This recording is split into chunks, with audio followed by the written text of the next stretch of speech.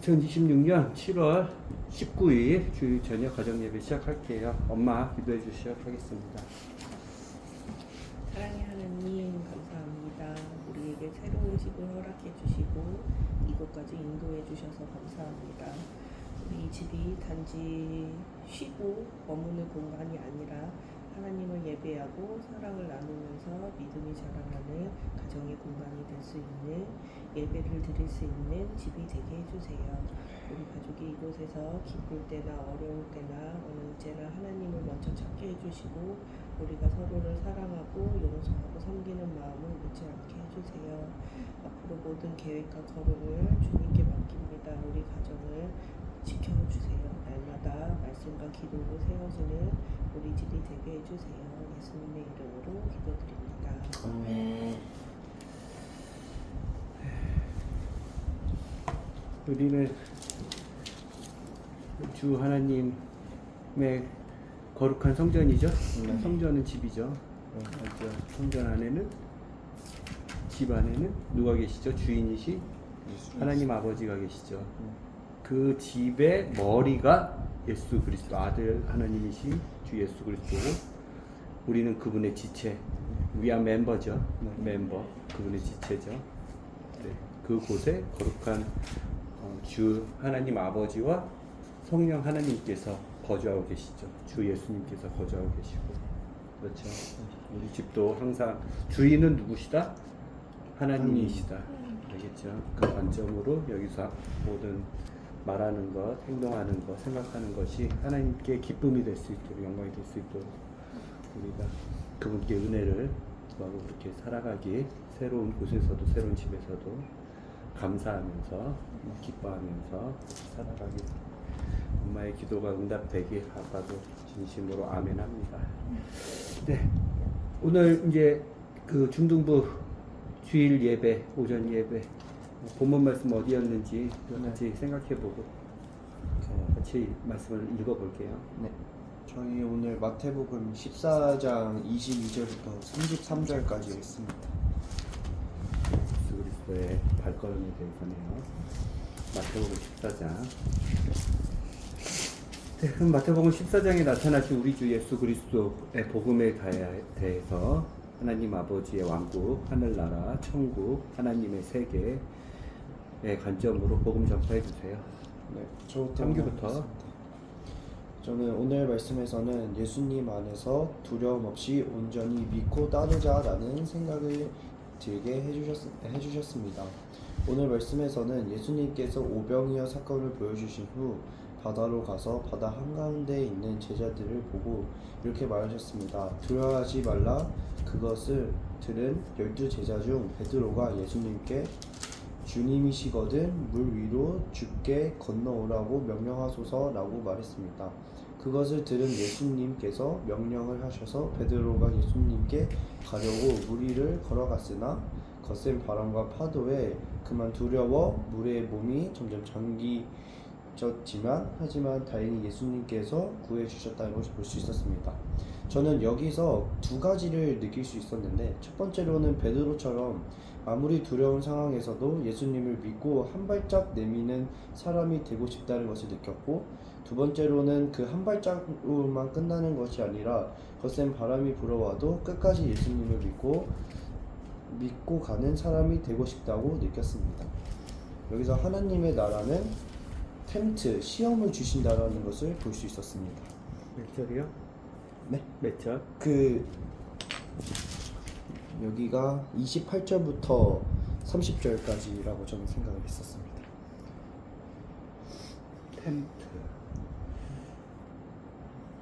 하나님의 텐트와 사탄의 텐트는 다른데 예전에도 한번 하긴 한 것 같은데 일단 질문 받아보고 우리가 같이 생각해 볼 수 있으면 다시 배워볼게요. 네. 규리야. 저는 여기에서 30절과 31절을 중요하게 봤습니다. 30절 먼저 읽어보겠습니다.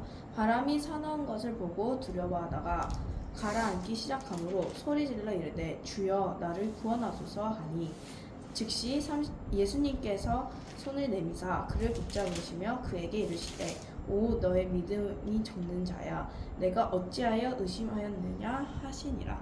여기에서 처음에 베드로가 예수님을 만났을 때 예수님을 믿으면서 한 발자국 걷는 모습이 저는 여기서 믿음을 받지만 여기서 베드로가 점점 두려워하고 겁내자 바로 가라앉는 모습이 우리가 죄로 이제 비유를 해봤을 때 죄에서부터 점점 빠져든다라고 저도 생각을 했고 그럼에도 불구하고 31절에 예수님은 항상 옆에 계시는 것을 저는 볼 수 있었어요. 31절에 그게 예수님의 마음이신 것 같고 하나님의 나라는 여기서 저도 오빠와 같은 생각으로 시험 그러니까 테스트를 보신다. 예수님을 통해서 베드로의 믿음을 테스트하시는 것 같았습니다. 네, 우리가 같이 그러면 마태복음 14장을 읽어보고 한번 성령님께서 우리 주 성령님께서 주신 음성에 귀를 기울여보는 시간을 가질게요. 몇 절씩인가요? 9절씩. 네. 자, 그때 사분영주 헤롯이 예수님의 명성을 듣고 자기 신하들에게 이르되 이 사람은 침례자 요한이며 그가 죽은 자들로부터 일어났도다. 그러므로 극력한 일들이 그에게서 나타나는도다 하니라. 전에 헤롯이 자기 동생 빌립의 아내 헤로디아로 인해 요한을 붙잡은 뒤 그를 결박하여 감옥에 넣어 두었으니 이는 요한이 그에게 이르기를 당신이 그녀를 취하는 것은 율법에 어긋나느니라 하였기 때문이라.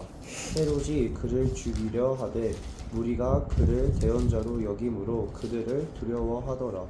그러나 헤롯이 생일을 지킬 때에 헤로디아의 딸이 그들 앞에서 춤을 추어 헤롯을 기쁘게 하였으므로 그가 그녀에게 무엇이든지 그가 구하는 것을 주겠다고 맹세하며 약속하니 그녀가 자기 어머니에게 미리 지시를 받아 이르되 침례자 요한의 머리를 쟁반에 담아 여기서 내게 주소서 하매 왕이 근심하였으나 그럼에도 불구하고 자기의 맹세로 인해 또 자기와 함께 음식 앞에 앉아 있는 자들로 인해 그것을 그녀에게 주라고 명령하고 사람을 보내어 감옥에서 요한의 목을 베게 한 뒤 그의 머리를 쟁반에 담아서 가져다가 그 소녀에게 주게 하니 그녀가 그것을 자기 어머니에게 가져가니라.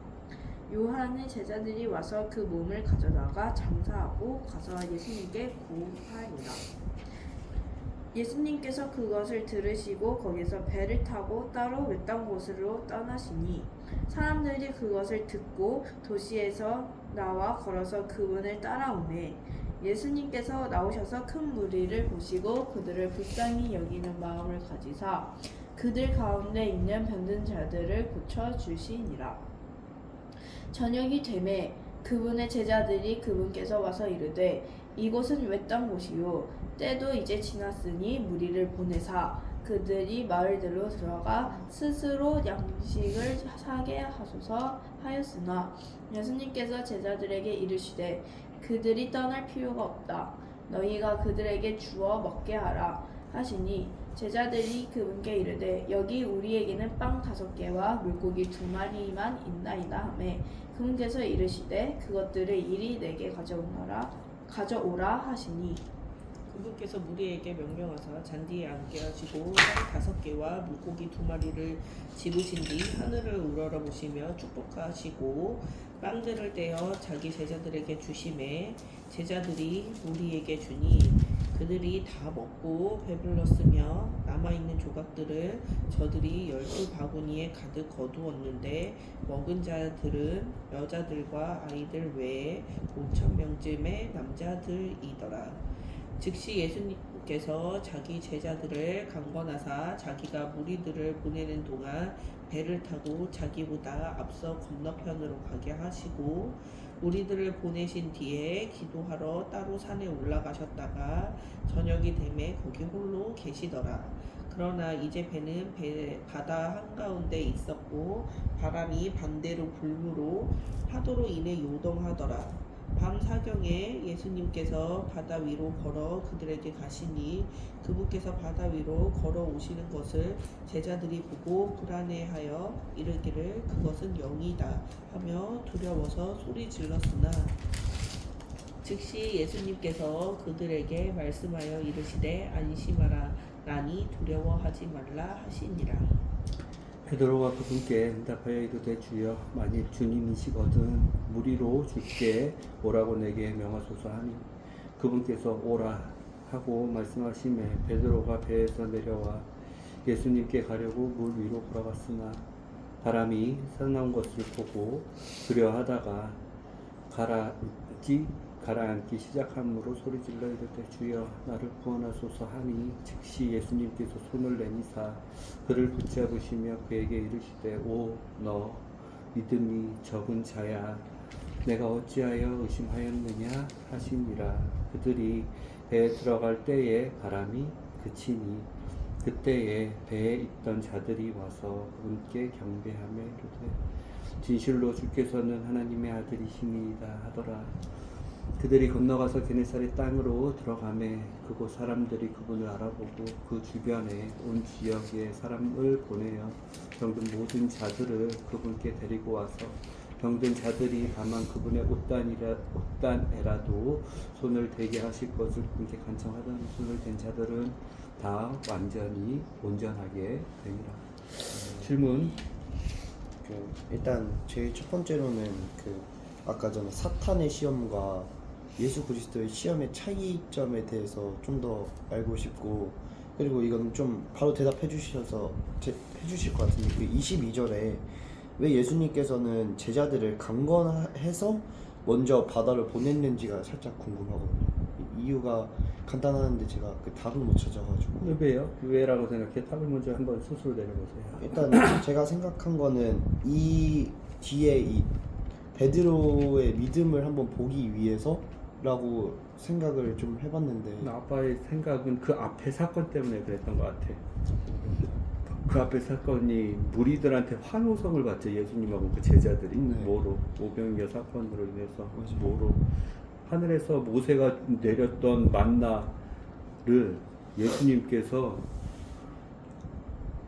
뭐 마치 만나를 내리시는 것처럼 그들에게 일용할 양식을 주셨죠. 몸의 양식을 그렇죠. 먹을 수 있는 빵과 물고기로.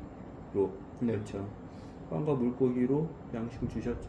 그거를 먹고 3일 동안 굶었는데 그 사람들이 예수님 따라다니면서 배우고 병 고치고 말씀 듣고 하느라고 배가 불렀죠. 네. 그러니까 저 예수라는 사람만 따라다니면 우리가 배고플 걱정은 없겠구나. 그런 걸로 막 환호를 하고 막 하기 시작했단 말이에요. 그런 인기를 얻으려고 예수님이 오시거나 표정을 보여주시는 게 아니잖아요. 그렇죠. 그런데 제자들은 눈이 어두워져서, 여기도 계속 눈이 어두워졌다는 표현이 들었지만 사탄이 그것을 이용해서 그 마음의 중심이 하나님께 영광이 되고 예수 그리스도를 진짜 하나님 아버지께서 보내신 아들이라고 믿게 하기 위해서 우리의 신랑이고, 우리에게 지금 보이는 빵은 우리의 몸의 양식이 되지만 예수 그리스도가 나중에 주실 영원한 빵이 뭐죠? 몸이죠. 네. 그분의 몸이 우리의 영원한 소망인 그분의 몸을 우리가 그 하늘의 만나가 내렸던 것처럼 오병이어의 모든 사람들이 부족함 없이 다 예수 그리스도 안에 있으면, 예수 그리스도 함께 있으면 다 받았던 것처럼 그 빵은 예수 그리스도의 그 빵을 받을 텐데, 하늘의 몸을 받을 텐데, 하늘의 형상을 받을 텐데 늙지도 않고 죽지도 않고 아프지도 않고 시간과 공간에 매이지도 않고, 그렇죠. 모든 만물 이름 위에 뛰어난 이름이 되고, 왜 만물을 통치하는 통치자가 되니까 예수 그리스도와 함께 예수 그리스도와 한 몸이 됐으니까. 그렇죠. 그 빵을 받을 텐데 그 빵의 의미는 전혀 생각하지 못하고 사람들의 환호성과 인기와 그 다음에 먹고 배부른 몸의 양식만, 그렇죠. 몸의 양식만 생각하는 제자들에게 경계를 하죠. 왜요? 그 경계가 핵심이 뭐예요? 무리하고 떼놓는 거죠. 네. 제자들과 무리를 떼는 거. 제자는 예수 그리스도와 같은 목적을 가지고 반향을 가지고 의도를 가지고 뜻을 가지고 걸어가는 사람들인데 무리는 아니죠. 네. 우리가 지난주에도 생각을 해봤지만 무리는 그냥 빵만 먹고 그렇죠.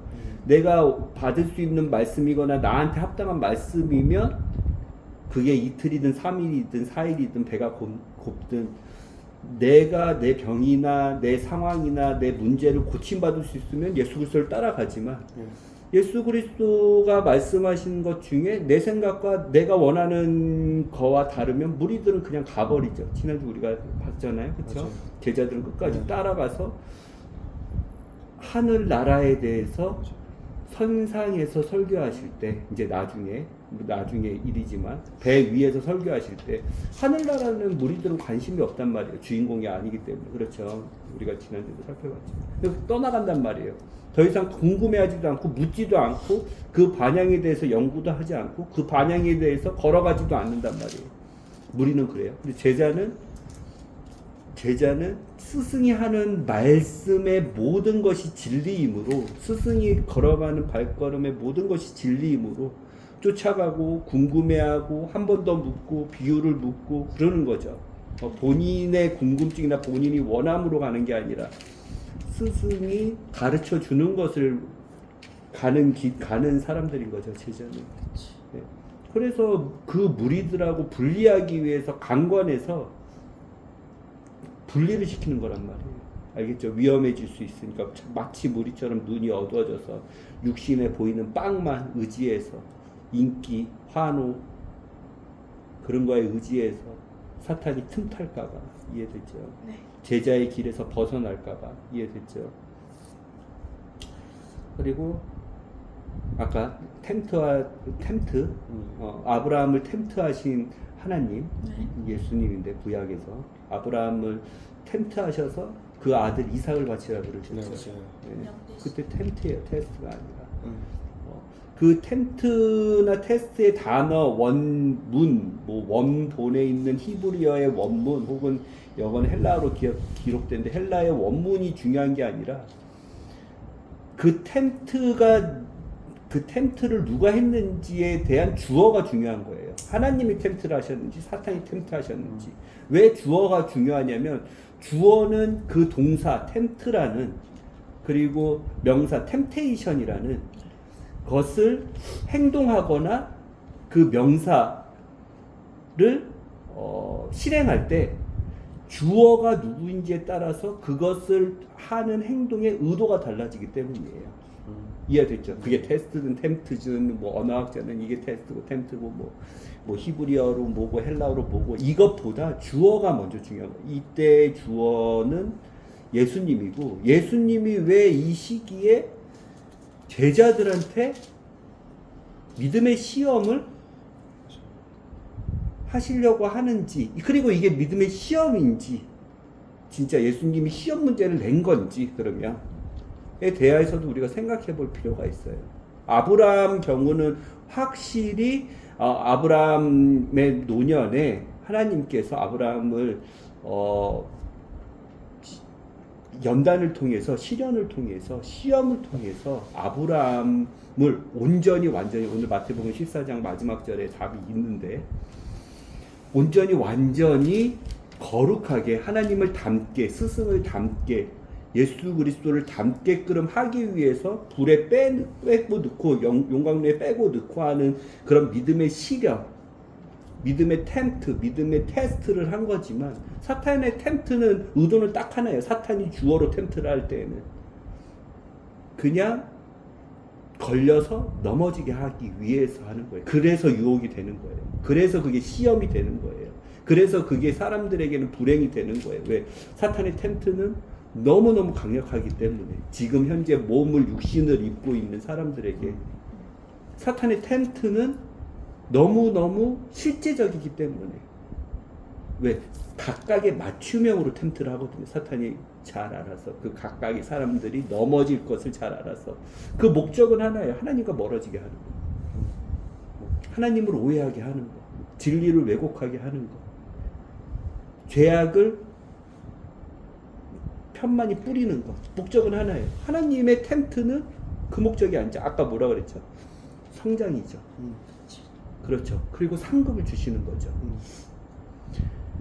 폭풍우를 밤 4경, 지금 새벽 3시, 밤 4경에 새벽 3시에서 6시 사이에 예수님께서 유혹에 혹은 덫에 판을 짜셨어. 제자들이 이 유혹에 덫에 바다가 풍랑이 엄청나게 심하게 돼 있어서 예수님 한 명만 의지하는지 안 의지하는지 보시려고, 믿음이 적은지 믿음이 큰지를 보시려고 예수님 판을 짜셨어. 그 의도가 뭐예요? 걸러 넘어지게 하는 거예요. 베드로 제자들, 그래 너네들 믿음 적잖아, 이런 것을 다시 한번 알려주려고 하는 거야? 아니면 거봐 너네들 믿음이 아직은 안 됐지, 나하고는 이제 1년밖에 안 남았는데 아직은 너네 믿음이 적지, 어린아이 같지, 이런 것을 그냥 제자들에 알려주려고 하는 거예요. 예수님이 텐트하셨다면, 예수님이 제자들을 테스트하셨다면, 예수님이 주어로 시험을 하셨다면 그 의도는 뭐인 거예요? 아직 믿음이 더 성장했다. 이런 것을 정죄하기 위해서가 아니라 뭘 하기 위해서? 기회를 주시는 거. 성장의 기회를 주고 실현의 기회를 주고, 예수님이 누구신지 한 번 더 표적을 통해서 제자들, 스승을 더욱더 믿게 하고, 그렇죠? 믿음이 커지게 하고, 그렇죠? 믿음이 커질 수 있는 방법은 하나밖에 없어요. 계속 똑같은 상황에서 주님을 바라볼지, 아니면 내가 편한 대로 세상을 바라볼지, 즉 사탄을 바라볼지, 이 두 가지 갈림길에서 선택을 함으로써 믿음이 커질 수밖에 없어요. 그게 마음의 선택이든 행동의 선택이든 반복되는 경건의 훈련의 연습이든, 이해되죠? 네. 그렇기 때문에 믿음을 성장시키고 크게 하려면 똑같은 시험 안에서 계속 올바른 선택을 해야 되는 거예요. 근데 이게 예수님이 진짜 제자들한테 시험을 주시려고 이 판을 짜신 건지, 새벽에 그것을 한번 우리가 같이 또 말씀을 주의 깊게 보면서 생각해 봐야 될 것 같고, 마가복음도 똑같은 사건을 기록하고 있고 요한복음도 똑같은 사건을 기록하고 있는데, 그거를 좀 다각 입체적으로 보면서 그게 맞는지, 예수님의 의도는 무엇이었는지. 왜 바다를 만드신 분이 바다한테 명령을 있었잖아요, 그렇죠? 바다는 만들어진 분이, 바다라는 이름을 주실 수 있는 분에게 순종한단 말이에요, 그렇죠? 그렇죠. 풍랑, 바람을 만드신 분이, 바람을 만드신 분의 이름을 바람이라고 붙여주신 그 창조주께 순종을 하잖아요. 그렇죠. 그런 다각적인 면에서 봐야 되는 거예요. 제자들한테 믿음의 실현 장소를 마련했다. 너네도 수련회도 마찬가지일 텐데, 믿음의 실현 장소가 될 수 있을 텐데, 나의 믿음의 적음과 나의 믿음의 하찮음과 나의 믿음의 어슴과 내 삶 속에서 하나님을 얼마나 우습게 여겼는지에 대한 나의 과거의 삶들을 돌이켜 볼 수 있는 시간이 될 텐데, 이제 그 수련회 가시니까, 중등부 수련회. 그때는 고통스럽지만 그 성장통을 통해서, 고통을 통해서만 믿음이 성숙해지고 완전해지고 단단해지고 딱딱한 음식을 먹을 수 있는 믿음의 사람이 될 수 있기 때문에, 그런 믿음의 훈련 장소, 나의 믿음을 돌이켜 볼 수 있는 장소, 나의 믿음의 수준을 여과 없이 적나라하게 볼 수 있는 장소에 가서 나는 안 돼. 나의 믿음은 왜 이럴까? 가 아니라, 그걸 사탄이 주는 마음이라고 그랬죠. 사탄의 시험의 목적이라고 그랬죠. 하나님이 그것을 믿음이 적은 자들아 제자들한테 얘기했을 때 정죄하는 것이 아니라, 제자들이 성령님을 받고 나서 믿음이 훨씬 더 예수 그리스도보다 더 큰 일을 할 수 있는 제자들의 그 모습까지 예수님은 사랑하시고 아시는 제자들에게, 지금은 적지만 너네 믿음을 키워야 돼. 믿음만이 오직 하나님을 기쁘시게 할 수 있는 유일한 거야, 세상에. 이렇게 믿음이 적은 상태로 하나님과의 관계를 이어가면 안 돼. 온 만물을 통해서 자연을 통해서 일하시죠. 그런 믿음을 보여주시려고요. 그런 믿음을 만들어 주시려고요. 이 예수님의 텐트의 의도신 거예요. 네. 아브라함을 텐트하셨던 하나님의 의도셨던 거예요. 알겠죠? 규리. 저는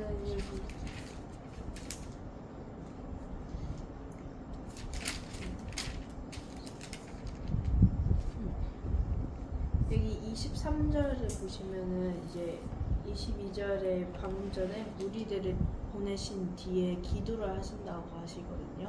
이때 이 기도는 이제 기도란 하나님과 저에게 이제 소통 방식이라고 저는 생각을 한단 말이에요. 기도는.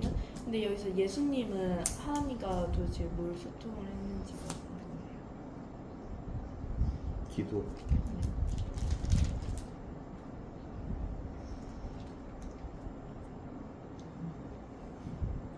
자, 23절을 우리가 그러면 좀 더 깊게 생각해 봅시다.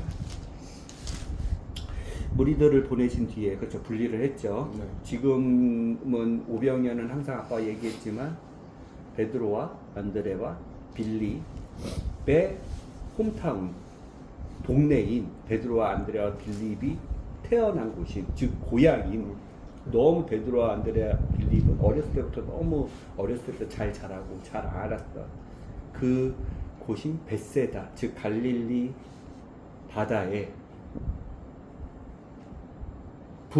북남서동이면 완전히 북동쪽, 제일 위에 북동쪽, 갈릴리가 이렇게 바다가 있는데, 호수가 있는데, 이렇게 해서 방위표를 하면 북남서동이잖아요. 북남서동이잖아요. 그렇죠. 북동쪽 제일 위에 벳세다가 있었어요. 이 벳세다에서 갈릴리 언덕, 그 갈릴리 구루, 거기서 5,000명을 먹이셨단 말이에요. 그리고 무리들을 붙잡아 두시고 예수님께서, 그렇죠. 네. 제자들은 가버나움으로 보내셨어요. 네. 가버나움은 어디냐면 북서쪽 위에 있어요.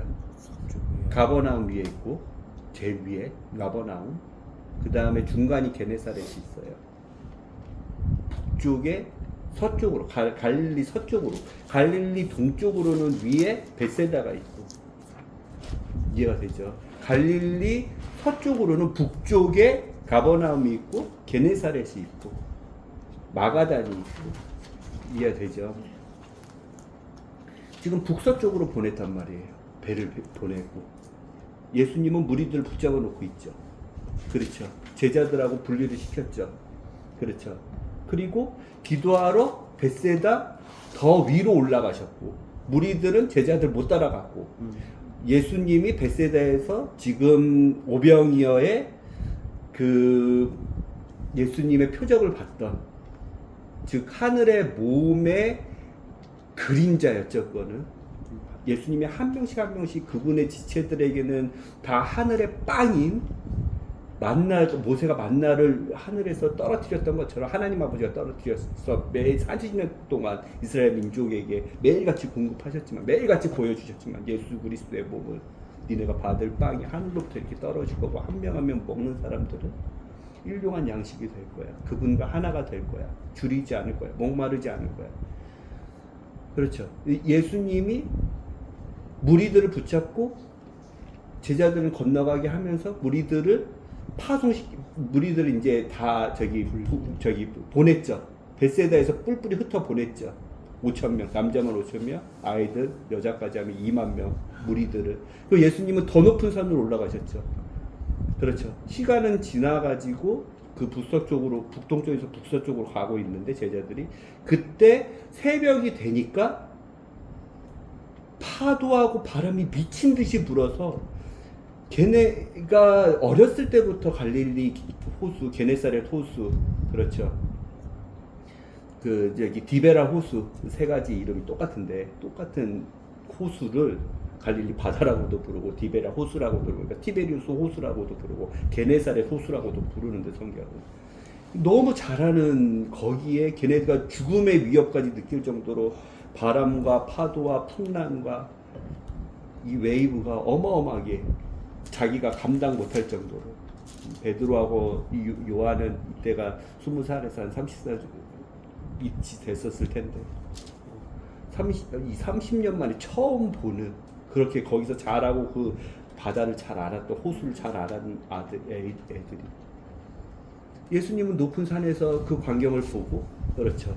높은 산에서 그 광경을 보시기 전에 기도를 하신 거죠. 그렇죠. 그렇죠. 기도에 대해서. 기도가 뭘까요? 왜 기도를 예수님은 우리를 다 환송하시고 다 뿔뿔이 다 빠이빠이 하시고 잘 보내고 무리들은 지금 다 벳세다 있는 거예요. 그냥 제자들만 가버나움으로 가는 거예요 지금. 그리고 나서 높은 산으로 올라가서 혼자 계실 때 그 사경이 되기를 기다렸다가 밤에서 밥을 다 먹고 밤이 되고 새벽까지 되는데 계속 풍랑이 부니까 앞에 벳세다에서 가버나움으로 가는 그 시간이 엄청 오래 걸린 거죠 지금. 계속 가버나움으로 가는 배 안에서는 맞바람이 불어오고 제 호수의 냄새가 나죠. 짠물은 아니에요. 바다라고 해가지고 호수예요 호수. 그렇죠. 냄새가 나죠. 그리고 그 바람이나 그게 어마어마하게 고생해서 앞으로 진전을 못하고 계속 묶여 있으면서 고생을 하고 있는 거예요. 밤이 되고 새벽이 될 때까지. 그 시간 안에 예수님은 기도를 하시고 새벽이 되셔서 밤사경이 이제 새벽 정도인데 3시, 새벽 3시에서 6시 정도인데 그때까지 제자들이 엄청나게 고생을 하고 있죠. 지금 풍랑을 만나서 그 바로 전날인 어제 바로 그렇게 황홀하게 사람들이 얼마나 환호성을 쳤겠어요. 빵이 막 늘어나고 배가 계속 부르고 그렇죠. 그 굶주린 배가 예수님 축복 기도하고 빵을 제자들이 떼어서 나눠주니 그분의 몸을 떼어서 나눠주니 계속 빵이 나오고 배부르고 물고기도 나오고 그렇죠. 얼마나 환호한 그 전날 그 밤하고 새벽이 되기 그 전날에 그렇죠. 얼마나 환호를 질른 그 어제였겠어요. 근데 오늘은 너무 고생을 하는 거죠. 지금 배 풍랑에 갇혀서 앞으로 가지도 못하고 뒤로 가지도 못하고 그렇죠. 스승의 말씀이니 어쨌든 다시 벳세다로는 못 돌아가고 가버나움을 향해서 계속 그 12명의 제자가 배에 타가지고 가야 되는데 계속 풍랑에서 벗어나지 못하고 있는 거죠. 그때 예수님이 기도하고 계셨죠. 근데 기도가 뭐예요? 예수님은 제자들 그렇게 구렁텅이 죽음의 구렁텅이에 넣어놓고 기도를 하고 계시네요. 그렇죠? 다시 한번 읽어볼까요? 자 22절부터 아빠가 읽어볼게요. 즉시 예수님께서 자기 제자들을 강권하사 강력하게 권고하신 거예요. 강력하게 권유하신 거예요. 강권하사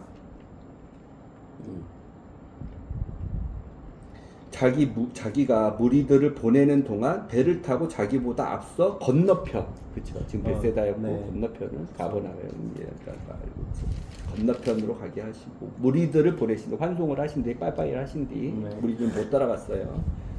기도하러 따로 산에 올라가셨다가 저녁이 되매 거기 홀로 계셨더라. 저녁 내내 거기서 기다리고 있었죠. 걔네 제자들은 배가 준비되는 대로 출발했는데 저녁과 새벽 동안에 계속 그렇죠. 고생을 하고 있죠. 그러나 이제 배는 바다 한가운데 있었고 바람이 반대로 그렇죠. 반대로 불무로 파도로 인해 요동하더라. 이러지도 못하고 저러지도 밤하고 새벽까지 밤 사경까지 밤 사경에 예수님께서 바다 위로 걸어 그들에게 가시니 드디어 예수님의 때가 왔어요. 기도 다 끝내시고 예수님의 때가 왔어. 그분께서 바다 위로 걸어오시는 것을 제자들이 보고 불안해하며 이르기를 그것은 영이다 하며 두려워서 소리 질렀습니다. 자, 기도가 뭐예요? 예수님이 기도해야 돼요? 제자들이 기도해야 돼요? 예수님이 기도에 대해서 어디서 가르쳐 주셨어요? 딱 때려야 될 텐데 이제 성령님께서 뭐라고 알려주세요. 지금 이 시간 기도가 뭐예요? 마태복음 6장 보고 싶지 않아요?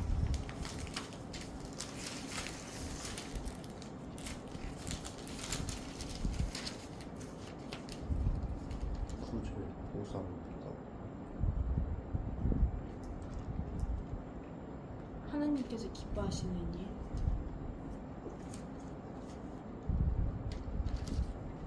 예수님이 왜 이런 환경에서 기도를 하고 계신 거예요? 제자들을 위해서. 용서. 기도는 어떻게 해야 돼요? 우리 주 예수 그리스도는 기도를 어떻게 하셨어요? 은밀하게 하셨어요. 지금 그러면 은밀하게 하셨나요? 맞죠? 왜? 네. 다 보내시고 혼자 올라가셔서 네. 하셨죠. 기도에 그러면 제일 궁금한 게 예수님은 이때 무슨 기도를 하셨을까? 왜 기도를 하셨을까? 그쵸. 우리가 거기까지 생각해 볼 수 있어요? 네. 네. 또 그게 있어요. 예수 그리스도의 발자취를 따라가는 쫓아가는 거죠. 제자들이 스승을 연구하는 스승의 말, 스승의 행동, 스승의 발자취, 스승의 사고방식, 스승은 머릿속에 뭐가 있을까를 연구하는 자세인 거예요. 아빠는 거기까지 못 찾겠어요. 지금 못 가르쳐 주겠어요. 그렇지만 방식은 알고 있죠. 그가 가르친 대로 은밀하게 기도를 하고 있죠. 네. 그렇죠. 그리고 기도할 때 어떻게 하라 그랬어요? 예수님께서? 용서와 그거는 이제 기도하고 위선자들과 같이 되지 말라. 그렇죠. 위선자들 어떻게 기도하죠? 대놓고 보여주기식으로. 예수님은 혼자 저녁에 산에 올라가셔서 은밀하게 했죠. 은밀하게 하나님 아버지와 소통을. 대화하신 거죠.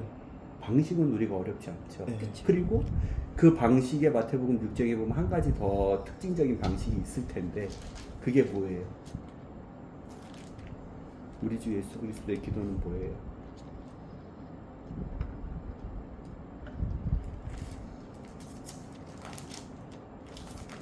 용서하시는 건가?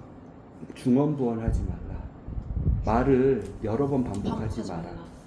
하나님 아버지는 마태복음 6장에 써 있잖아요. 네. 네가 말하기 전에, 네가 구하기 전에 뭐가 너에게 필요하신지 아는 분이시니까 네가 필요한 것, 네가 구하는 것, 네가 원하는 것, 네가 말하고 싶은 것을 여러 번 반복해서 할 필요 없어. 중언부언할 필요 없어. 그거 찾았어요? 그 네. 말씀이 어딘지 네. 읽어보세요. 여기 물어볼게요. 7절 더욱이 너희는 기도할 때 이교도들과 같이 헛된 말을 사용하지 말라. 그들은 자기들이 말을 많이 해야 아버지께서 들으실 줄로 생각하느니라.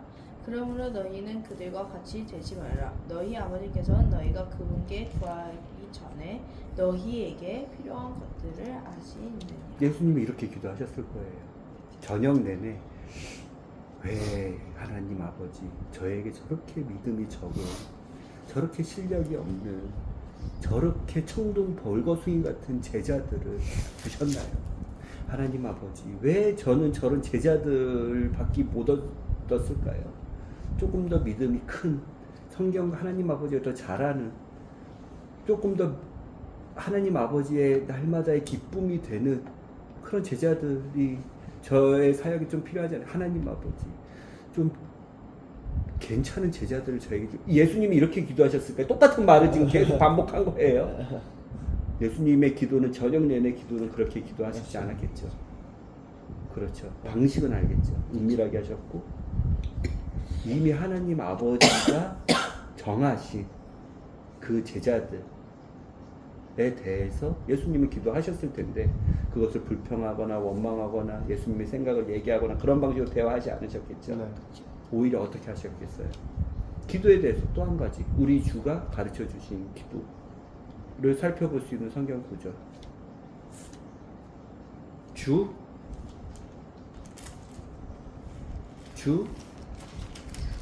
기도문. 주기도문. 요한이 세례 요한이 제자들이 엄청 많았거든요. 네. 말을 엄청 잘했어. 설교를 엄청 잘했어. 그는 능력을 베푸지도 않았고 그는 뭐 치유하지도 않았고 그는 뭐 어떤 예수님처럼 기적을 보여주지도 않았는데 사람들이 엄청 따랐어. 그 핵심은 뭐냐면 그는 엘리야 같아서 말 한마디 한마디가 어마어마하게 힘이 있었어. 사람들의 마음을 찌르고 하나님 아버지를 그리고 우리를 구원하실 이스라엘 민족을 구원하실 메시아를 기다리게 만들 만한 이 말빨이 있었단 말이에요. 말빨이 있었어요. 그러니까 무리들이 그 말을 듣고 심중에 찔림을 받고 해결을 하고, 특히 세례 요한은 뭐냐면 거기서 그냥 원론만 얘기하지 않았어. 각각의 사람마다 그 상황에 맞게 실제적인 행동을 가르쳐주는 설교자였어요. 너는 여기에 어마어마하게 영향력이 있어서 제자들이 엄청 많았거든요. 따르는, 예수님이 오시기 전까지, 예수님을 소개하기 전까지. 그 세례 요한에게 제자들이 요구한 게 뭐냐면, 세례 요한님, 하나님 아버지께 기도를 올바로 하는 것을 좀 가르쳐 주세요. 기도를 어떻게 해야 될까요?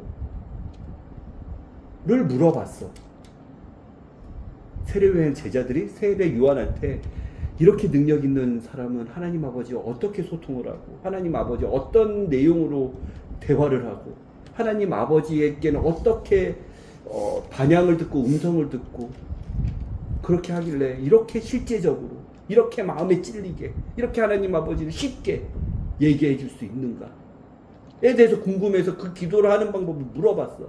그것을 예수님의 제자들이 보고 예수님께 기도가 뭐예요? 세례 요한은 세례 요한 제자들, 세례 요한은 세례 요한 제자들한테 기도에 대해서 가르쳐 주는데, 주님, 우리에게도 기도를 가르쳐 주세요 하면서 예수님께 물어보니 예수님께서 알려주신 기도가 주님의 기도예요. 그 기도에 대해서 우리가 다시 생각. 아까 마태복음 6장은 기도의 방식에 대해서 보상을 받을 수 있는, 그렇죠, 상급을 받을 수 있는 올바른 방향성이 있는 기도의 방식에 대해서 우리가 배울 수 있었다면, 두 번째 주의 기도문은 기도의 내용을, 기도의 구성에 대해서, 기도가 뭔지 그 안에 있는 내용에 대해서 우리가 살펴볼 수 있는 내용이에요. 예수님은 이런 방식으로 기도를 하셨어요. 그분은 가르치기 전에 본인이 먼저 행하신 분이죠. 사도행전 1장 1절 2절.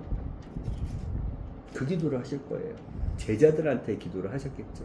그리고 하늘의 빵을 공급하신 하나님 아버지의 신실함에 감사해서, 그렇죠, 하나님 아버지께서 주시는 몸이시잖아요. 그렇죠. 예수 예수 그리스도를 믿으면, 그렇죠, 하나님 아버지께서 내려주신 만나셨잖아요. 이해되셨죠? 예수 그리스도를 한 몸이 있으면, 예수 그리스도 안에 있으면, 이스라엘 안에 있으면, 그렇죠, 그거에 대해서 기도를 하셔서 감사 기도를 하셨을 거고, 오병이어를 아버지께 감사하면서 축복하면서 그 빵과 물고기를 축복하면서, 우리가 성찬식에서 빵을 떼듯이 하나하나 빵을 쪼개듯이 예수 그리스도의 몸이 그렇게 찢어져 가지고 다 줄 텐데, 우리에게, 신부에게, 멤버에게, 예수 그리스도의 지체들에게 줄 텐데, 그 내용에 대해서 기도를 했었을 거예요. 그 주 기도문은 어디서 볼 수 있어요?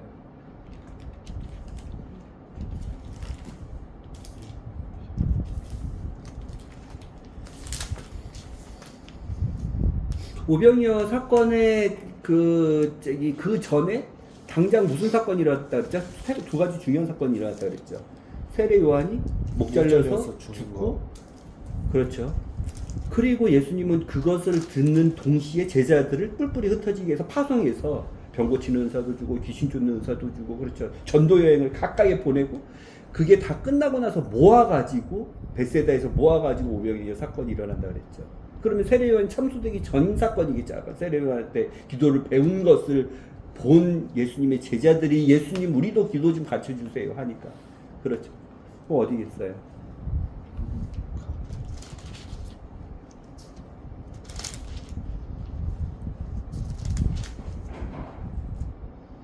주님의 기도는 어디서 배울 수 있어요? 우리가 말씀으로 전해야 돼요.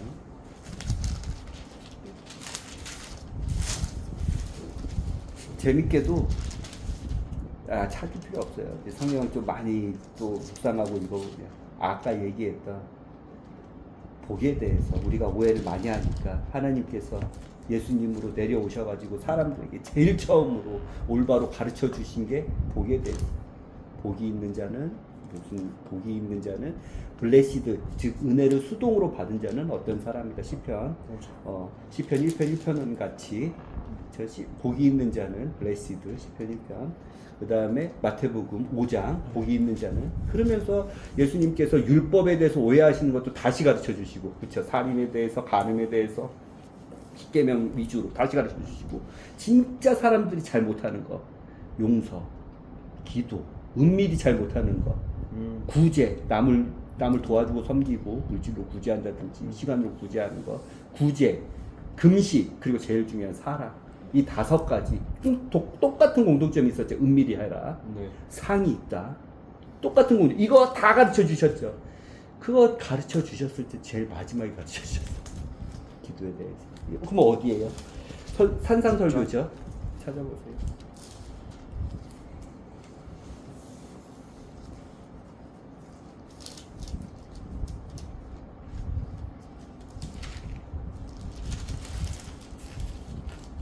누가복음 볼게요. 이건요. 누가복음 11장. 마태복음 6장에는 있거든요. 그걸 못 찾고 있어. 우리가 그렇게 많이 했었는데. 마태복음 6장 너네가 읽었었어. 2주 전이가 3주 전에.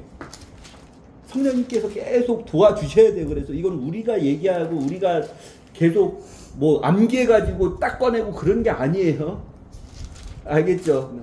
성령님과 친밀하게 그래야 말씀이 기억나고 어디 있는지 알고 그걸 가르칠 수 있고 다시 한번 스승의 반영, 우리 주 예수 그리스도의 반영에 대해서 다시 한번 마음으로 다잡고 그분의 마음 중심으로 알 수 있고 그런 거예요. 누가복음 마태복음 6장이 있어요. 바로 6장 5절부터 있어요. 몰랐죠? 마태복음 6장 얼마나 많이 읽었어요. 7월 달에 계속 마태복음 했었으니까. 그다음에 중동도 예배가 어디 있어요?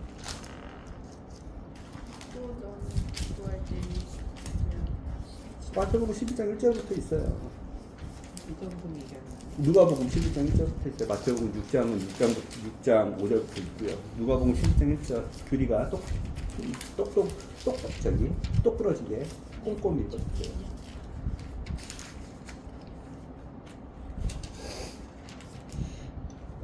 그분께서 어떤 곳에서 기도하다가 마치심에 그분의 제자들 중 하나가 그분께 이르되 주여 요한이 자기 제자들에게 가르쳐 준 것 같이 우리에게도 기도하는 것을 가르쳐 주소서 하니 그분께서 그들에게 이르시되 너희는 기도할 때에 말하기를 하늘에 계신 우리 아버지여 아버지의 이름이 거룩히 여겨지게 하시고 아버지의 왕국이 오게 하시며 아버지의 뜻이 하늘에서와 같이 그렇게 땅에서도 이루어지게 하옵소서. 날마다 우리에게 우리의 일용한 빵을 주시고 우리 또한 우리에게 빚진 모든 사람을 용서하오니 우리 죄들을 용서하시며 우리를 인도하사 시험에 들지 말게 하시고 악에서 우리를 구출하옵소서 하라 하시니라. 또 그분께서 그들에게 그만 잘 됐어요? 예수님의 기도는 뭐였을까요? 약간 여기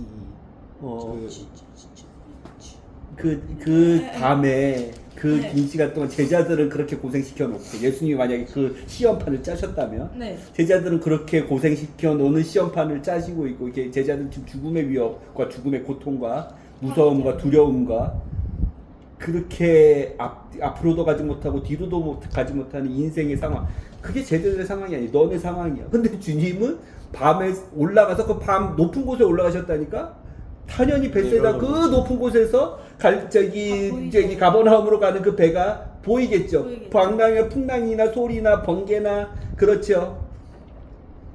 근데 주님은 기도하고 계셔. 구치기도 인도하시는 은밀히. 그런데 중복된 내용도 아니셨을 거야 분명히. 오래 기도하셨지만 새벽까지 기도하셨으니까. 근데 주님의 기도는 그가 가르쳐 주신 대로 그는 행하시니까 그가 가르쳐 주신 그 기도의 내용을 했을 거라고 우리는 생각할 수 있고 그 내용의 지금 핵심이 뭐예요? 주기도문의 핵심이 뭐예요? 그 용서와 인도와 구출. 제일 처음은 하나님 아버지께 뭐를 하는 거예요? 하나님 아버지의 뜻, 하나님 아버지의 나라, 하나님 아버지의 이름, 하나님 아버지가 해주신 것에 대한 감사. 우리의 기도가 이런 기도가 돼야 돼요. 예수님은 그 기도를 하셨을 거예요. 제자들은 믿음이 적고 답답하고 아직도 알려줘야 될 거, 아직도 믿음의 성장이 필요하고 아브라함도 믿음의 성장을 어마어마하게 시련을 통해서 성장한 사람이거든요. 하나님을 제대로 알아야 되고 그의 스승을 제대로 알아야 되는 그 시간이 2년 동안이나 이미 2년 이상을 같이 있었는데도 불구하고 제자들은 하나도 달라지지 않았는데 그 제자들을 보면서 한탄하시거나 한숨 쉬시거나 하나님 아버지가 뒷담화하신 게 아니라 그것을 하나님 아버지께 감사하는 기도를 하셨을 거예요. 오병이어도 마찬가지로 그렇죠. 감사하는 기도를 하셨을 거예요. 그렇죠. 하나님 아버지 감사합니다. 이 모든 것은 다 하나님 아버지, 나의 아버지의 뜻과 나의 아버지의 왕국과 나의 아버지의 이름의 영광을 위해서, 아버지의 기쁨을 위해서 하는 모든 것입니다. 아버지께서는 내가 이 빵과 물고기를 축복하셨을 때 아버지께서는 나에게 끊임없이 떼어도 끊임없이 줄 수 있는 생명의 빵을 주셨습니다. 목마르지 않는 생명의 양식을 주셨습니다. 감사하셨을 거예요. 그렇죠? 하나님 아버지, 다시 읽어보세요. 주기도문의 내용. 우리의 기도가 이래야 돼서 그래요. 왜? 우리는 스승의 발자취, 스승의 행동, 스승의 말, 스승의 사고방식, 스승의 중심, 스승의 목적을 따라가야 되는, 연구하는 제자가 돼야 되니까요. 아버지 이랬을 거예요. 11장 다시 6장 버전을 아빠가 읽어볼까요? 마태복음 6장 버전을 누가복음 11장 이렇게 해놓으시고, 네. 6장 5절 또 너는 기도할 때 위선자들과 같이 되지 말라 이렇게 하죠. 쭉 얘기하시면서 9절 8절까지 규리가 아까 읽었죠. 그러므로 너희는 그들과 같이 되지 말라. 너희 아버지께서는 너희가 그분께 구하기 전에 너희에게 필요한 것들을 아시느니라. 그러므로 너는 이런 식으로 기도하라. 하늘에 계신 우리 아버지, 아버지의 이름이 거룩히 여겨지게 하시고 아버지의 왕국이 오게 하시며 아버지의 뜻이 하늘에서와 같이 땅에서도 이루어지게 하옵소서. 이런 아버지께 영광을 돌리고 아버지의 이름을 먼저, 아버지의 뜻을 먼저, 아버지의 나라를 먼저 기도하는 예수 그리스도의 기도가 됐었을 거예요. 제자들은 그 고통 속에 두면서. 근데 재밌죠? 왜 예수님은 이런 기도를 할 수 있었을까요? 그거에 대해서 질문을 해요. 그거에 대해서 마지막으로 생각해보고 오늘 마무리할게요. 예수 그리스도는 마치 산신령이, 신선이 본인은 삶을 위해서 은밀히 모든 것을 초월해서 딱 기도하시고 본인을 따라가려는 제자들의 상황이나 이것은 구렁텅이에 넣으시고 믿음을 테스트하시고 본인은 위해서 아버지 거룩하게 이름, 뜻, 아버지의 나라. 근데 예수님은 왜? 이 기도 분명히 하셨을 거예요. 예수님은. 왜? 그리고 제자들은 뭐야?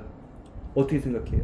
제자들 그렇게 시키고 강권하셨다 그러니까 그렇게 고생시키고 우리도 마찬가지예요. 우리의 인생 사는 게 지금 벳세다에서 가버나움으로 가는 그 풍랑의 그 고통의 바다하고 다른 게 있어요? 없어요. 근데 우리 주 대신 우리가 기다리고 있는 신랑은 하늘 위에서 우리를 위해서 중보 기도를 해주신다 그러시는데 우리의 상황은 이렇게 힘들고 어렵고 때때로 마음 아프고 답답하고 속 터지고 기다려야 되고 인내해야 되고 사랑해야 되고 교만하면 안 되고 겸손해야 되고 그걸 어떻게 생각하냐는 거예요. 그게 하나님의 뜻이니까. 하나님의 뜻은 그러면 네, 우리를 고생 속에서만 계속 연단하시고 시험에 시련을 주셔야 되는 하나님의 뜻인 거예요. 기회를 계속. 하나님은 사람이 올바르면 사람이 고통 없기를 원하세요. 사람이 죄로 물들고 어둠으로 눈과 귀가 먹었기 때문에, 그리고 사람이 하나님이 보시기에 악한 짓을 하고 공의로운 하나님, 즉 뿌린 대로 거두게 하시는 하나님의 속성에 의해서는 사람이 아무리 자녀라도 그것을 눈 감고 그냥 넘어갈 수 없거든요.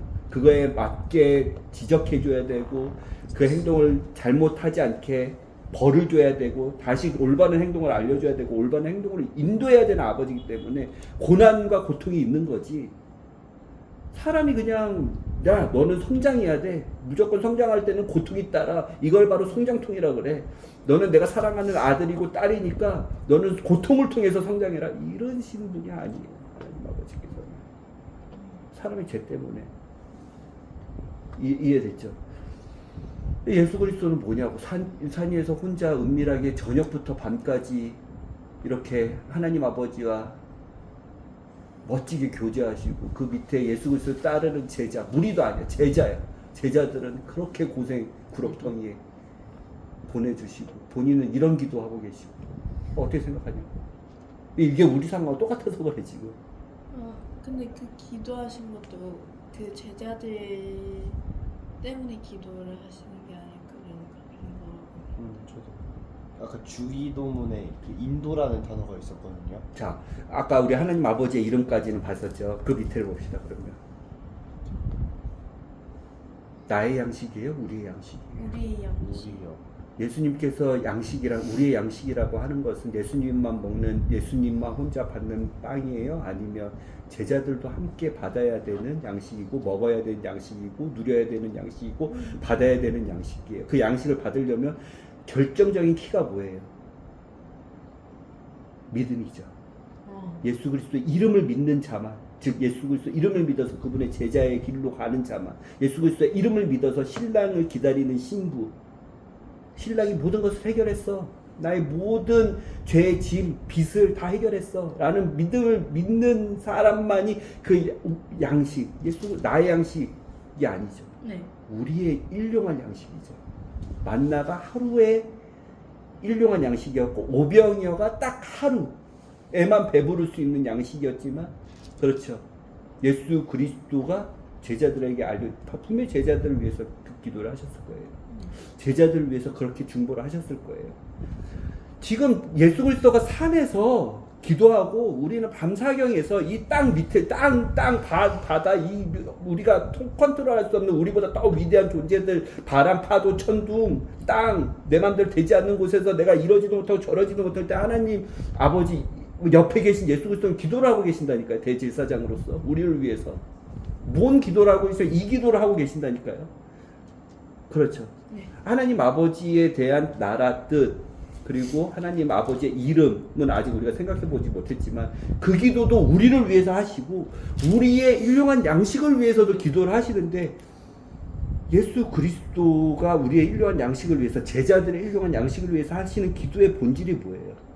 예수 그리스도는 이미 그 양식으로 충만하신 분이에요. 그분 자체가 그 양식이기 때문에, 하늘의 몸이기 때문에, 하늘의 빵이기 때문에, 생명의 빵이기 때문에. 이해되셨죠? 본인이 생명의 빵이라고 그러셨기 때문에, 떼어서 나눠주셨기 때문에 성찬식에서 받아 먹으라고, 나를 기념하라고. 그런데 예수 그리스도 나의 양식이 아니라 우리의 양식이잖아요. 그분이 가르쳐주신 거예요. 제자들을 향해서 기도하신 거예요. 우리를 향해서 기도하신 거예요. 뭐요? 우리가 그 양식을 받아 먹을 수 있는 무리가 아닌 제자의, 그리고 지체의, 그분의 하나의 멤버의, 그분의 지체가 돼야 되는데, 핵심은 뭐예요? 우리의 양식을 하나님 아버지께 받으려면 핵심은 뭐예요? 믿음이란 말이에요. 예수 그리스도를 믿는 믿음이란 말이에요. 그 믿음은 뭐예요? 그 믿음을 어떻게 성장해요? 단련을 통해서, 시련을 통해서, 연단을 통해서. 그렇죠. 그 믿음이, 적은 믿음이 큰 믿음이 되는 거잖아요. 그렇죠. 그 믿음이, 그래서 오해는 하지 마세요. 믿음은 온전히 하나님의 선물이에요. 은혜예요. 이해됐죠? 네. 그렇지만 그 은혜의 선물을 받고 안 받고에 대한 자유의지를 가진 사람의 선택이 중요하기 때문에 믿음의 수준이 결정이 되는 거예요. 그래서 그 믿음을 은혜로 줬는데도 불구하고 나는 이게 도저히 믿어지지가 않아요. 내가 자유의지로 이건 선택할 수 있는 선택지가 아니에요. 왜? 값없이 주시는 믿음이기 때문에, 값없이 주시는 예수 그리스도의 선물이기 때문에. 그런 사람들은 믿음이 적은 사람들, 보고도 못 믿는 사람들, 보이지 않으면 더 못 믿는 사람들, 보고도 못 믿는 제자들, 오병이어의 빵이 그냥 몸의 육신의 양식으로만 되는 걸로만 보고도 예수 그리스도가 우리의 영원한 생명의 빵이라고 못 믿는 사람들, 우리에게 영원한 양식을 공급하실, 영원한 생명을 공급하실 생명의, 사람들의 생명의 빛이요, 사람들의, 그는 태초의 생명이고 사람들의 빛이구나, 생명을 계속 그의 영원한 생명으로 우리가 받을 수 있는 빵이구나를 보고도 못 믿는 사람들 때문에 그 기도를 하고 계셨을 거예요. 그 기도는 악한 사탄의 유혹처럼 악의적이지가 않죠. 예수님이 그 판을 짜셨든 안 짜셨든. 그렇죠. 그 판 자체는 제자들을 향해서 우리의 일용할 양식이 될 수 있도록 예수 그리스도는 이미 충만하게 갖고 계신 그 양식이 우리 제자들의 양식이 될 수 있도록 그렇죠. 그 양식이 되려면 핵심은 뭐냐면 믿음이에요. 그 기도를 하셨지 않을까요? 이해가 되나요 이게? 하나님 아버지도 마찬가지예요. 본인의 하나님 아버지가 아니라 제자들이 예수님처럼 하나님의 아버지의 영광을 구하고 하나님 아버지의 이름을 먼저 우선순위로 삼고 하나님 아버지의 나라를 먼저 구하고 하나님 아버지의 뜻을 먼저 구하는 자들이 되기를 기도하셨을 거예요. 예수님의 기도는 그래서 너무나 순결하고 너무나 타임지향적이고 그렇죠.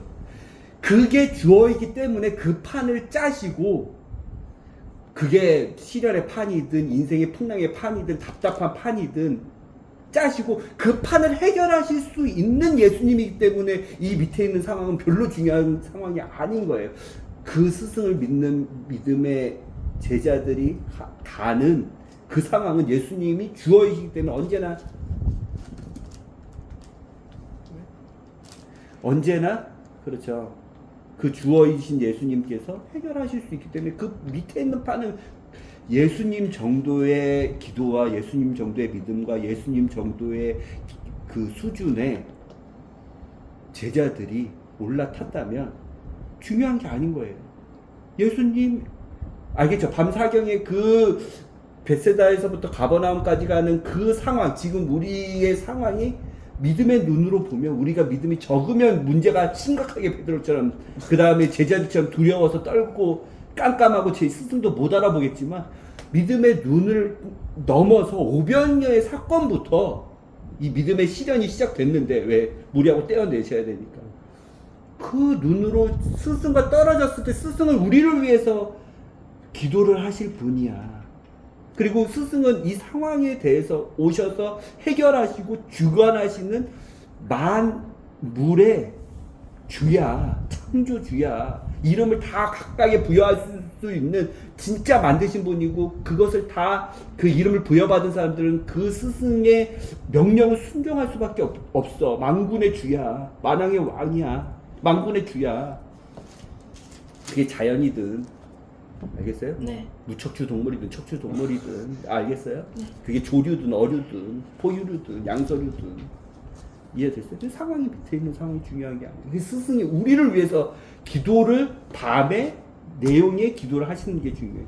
그리고 그 다음에 뭐예요? 시험에 들게 하지 마시고 시험에 들게 하지 마시고는 예수님이 약해서 사탄이 저보다 좀 세니까요. 영향력이 더 크니까요. 사탄이 어려움에 빠지게 하는 거예요. 하나님의 재가를 받아서 욥기를 나중에 알려줄게요. 어떻게 사탄은 우리 상황을 어렵게 만들고 고난 중에 만들고 우리를 힘들게 만들고 우리 마음을 낙심케 만들고 우리 상황을 꼬이게 만들고 다른 사람들이나 자연을 이용해서 어떻게 힘들게 만드는지 알려줄게요. 하나님 다 주께서 승인하셔가지고 사탄이 움직이는 건데 그런데도 불구하고 시험에 들게 하지 마시고 다만하게 수가 없어요. 예수님이 사탄을 만드셨는데 어둠을 만드셨는데 악을 만드셨는데 그는 악도 만들고 어둠도 청교하고 그렇죠? 루시퍼가 타락하기 전에 사탄이 타락하기 전에 그 본체가 옛 뱀 큰 용이 타락하기 전에 그 존재를 만드시고 루시퍼의 자유의지 때문에 사탄이 먼저 타락을 한 거잖아요. 사탄이 결정해가지고 하나님을 대적한 거였잖아요. 길에서 벗어난 거였잖아요. 그렇죠? 이해돼요? 그 사탄보다 약하셔가지고 시험을 받을 때 어려움 당할 때 이제 믿음은 깔렸으니까 어려움 당할 때 유혹을 받을 때 나의 제자들 악에서 뭐예요? 다시 마태복음 6장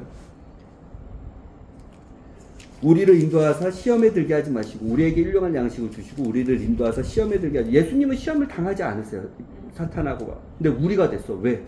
그분의 지체인 신랑으로서 그분의 신부들하고 한 몸이 됐기 때문에 같이 시험 받는 존재, 같이 배고픈 존재, 같이 훌륭한 양식을 먹어야 되는 존재, 같이 유혹받는 존재가 되셨어. 이해가 됐죠? 그러니까 우리가 돼버렸어. 예수님이 약해진 걸로 보이지만 그분이 중보를 하실 때는, 그분은 모든 사탄의 유혹과 시험을 이미 그분의 사역 시작하기 전에 광야에서 40일 했을 때 이미 서열 정리하고 교통 정리했어요. 가장 약한 인간의 몸으로 오셨을지라도 사탄의 모든 시험을 다 이기셨어요. 그리고 그게 처음 시작이었고 마지막 완성은 십자가에서 모든 죽음의, 사망의 권세와 어둠의 권세와 사탄의 권세를 다 이기셨어. 사탄의 덫까지 다 이기셨어. 이해되셨죠? 네. 근데 그분이 우리가 돼버렸어. 우리 때문에.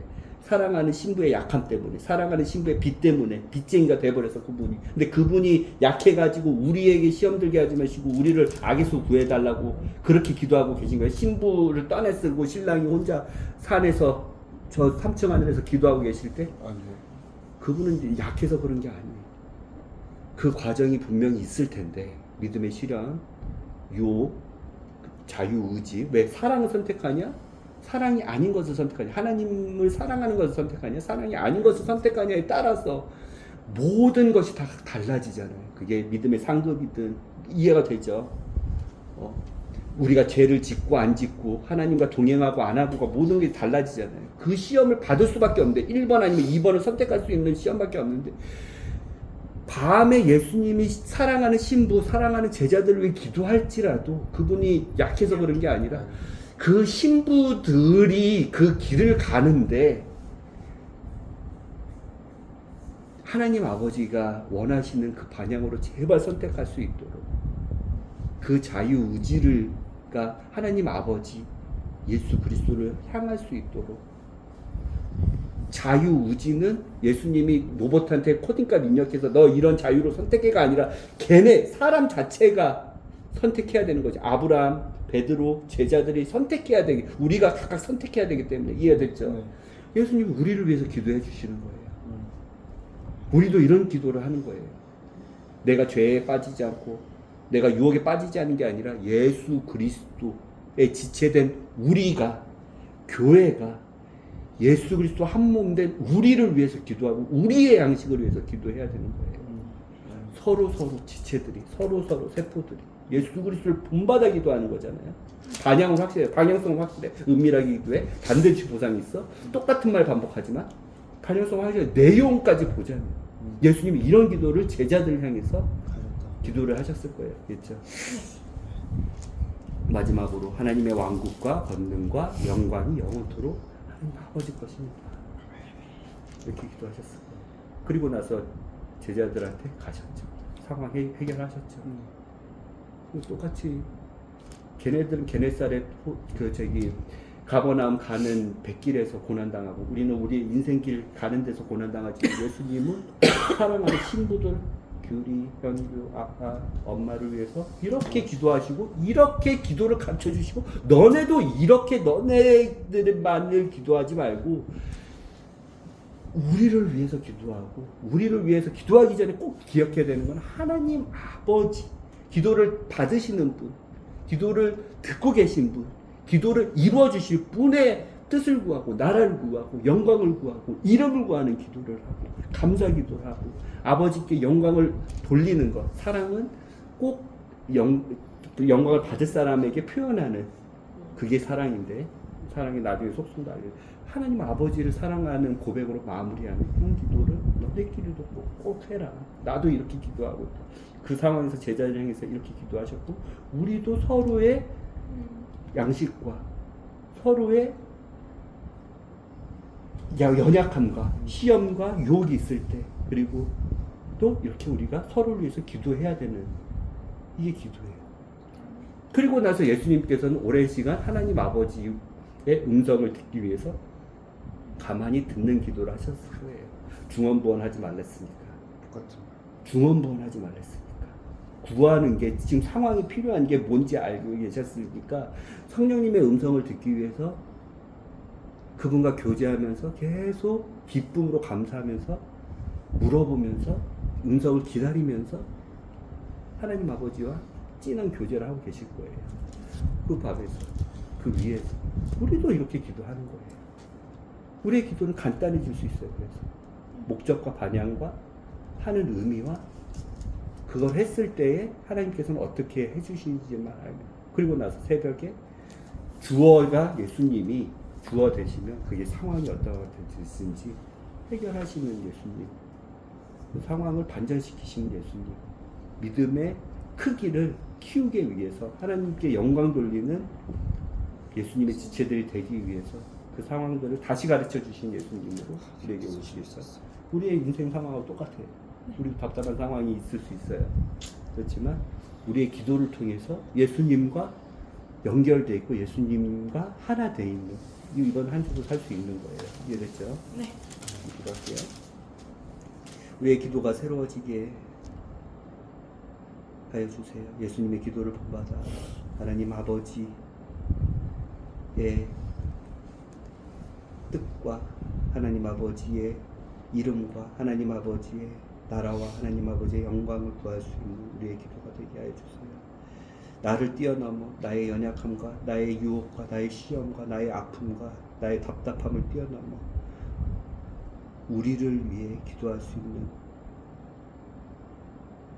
기도의 사람들이 될 수 있도록 도와주세요. 일용할 양식을 위해 기도할 때, 시험에서 구해달라고 기도할 때, 유혹에 빠지지 않게 해달라고 기도할 때, 주어가 내가 아니라 예수 그리스도와 예수 그리스도의 지체, 이 땅 가운데 교회가 되게 하여 주세요. 그래서 우리는 우리의 본능대로 상황만 하나님 아버지께 계속 이야기하는데, 중언부언하는데 그 상황보다 크신